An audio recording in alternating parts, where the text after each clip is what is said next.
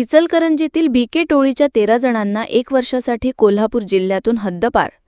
सार्वजनिक शांतता, सुव्यवस्था, नागरिकांच्या जीवित, मालमत्तेची सुरक्षा अशा एकूणच सार्वत्रिक हितासाठी जिल्हा पोलीस प्रमुख प्रयत्नशील आहेत।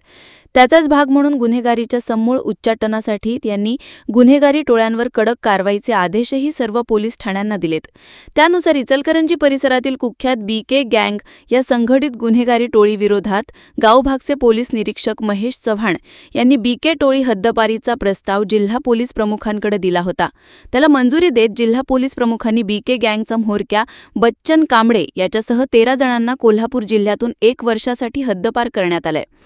यामध्ये सहकार नगर साईट नंबर 102 मधील बच्चन कांबळे, गणेश कांबळे, पृथ्वीराज कांबळे, आदित्य निंबाळकर, स्वप्नील तारडेकर, समाधान नेटके, अर्जुन भोसले, यश निंबाळकर, ओंकार ढमणगे, सुमित कांबळे, प्रेम कांबळे, बालाजी आवळे, ऋत्विक गवळी यांचा समावेश आहे। गुन्हेगारीला आळा घालण्यासाठी आत्तापर्यंत अनेक टोळ्यांवर कारवाई करण्यात आली।